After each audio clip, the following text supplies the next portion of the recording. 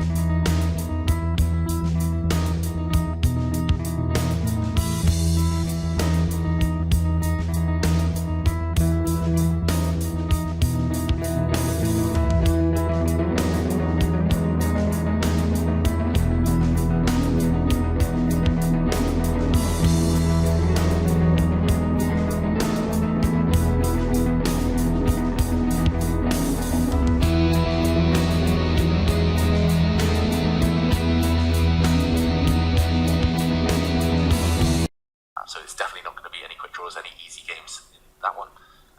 Meanwhile, Jovanka, I spotted a trick in this Anish Giri game. Okay. Maybe what he had missed, Anish. After rook f3, attacking this bishop, White can ignore it. White just plays king e7. Oh. Gives up the bishop and Check. Check. Until perpetuity. Check. Forever. Eternal checks. The black king's really suffered this last few moves, and Hans Niemann's come up with a really ingenious way to keep the game going. Maybe still winning with the best play for black. Anish will try, if he has, a shot to create something, but rook f3 would pretty much be the same as a draw offer right now. Does he bail out? 9 minutes left. That's the big question. It feels scary. You know, it does also feel like black has gone wrong, rather. I mean, first up, the pawn will be taken on d4, but for me, it's the f7 pawn that is the big thing.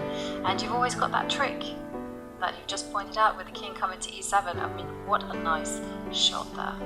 Yeah, Anish, I think he's been in calculation mode for a while, but unfortunately there's just no easy way out of this. Still objectively an advantage we see with the eval bar on the kind of live position you see on the right of your screens, but no easy moves anymore. Only 8 minutes. That is actually a bit scary. This could still turn.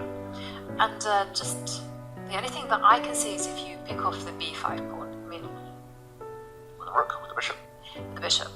Bishop f1. I think he was reaching for his bishop, Jovanka, so Yeah. you might well see this. And now what does White try? Once the b pawn disappears, there's no more mating nets. Yeah. But how about your second option? Yeah, that one really worried me as well. But now I can go rook to yes, yes, and then now you have to move your king to set up the big cheapo. Checks, and bishop takes e5, and all the pawns for black. I think I got you. And at the worst case, you can always play bishop takes the pawn on e8. Yeah, if black gives up the bishop for White's e-pawn, he's still not losing that one. So I don't think there's much risk for Giri. He can play on safely. Bishop to f1. I'm wondering if there's any tricks here for White. Maybe you can actually just stop black from playing bishop takes b5. Just step the rook to d5. Yeah, but bishop to Bishop c4 c4. forces the rook to be away. Annoying. And now at the very least you take this pawn and game goes on. I mean, it's still quite interesting. It still looks very scary from a human point of view, allowing the e-pawn to run, but on the bright side you have a g-pawn. And maybe after pinning the white bishop, you kind of discombobulate white just enough to still have good winning chances. Giri probably will play on, should play on, but risk-free way to draw would be rook to f3. Okay.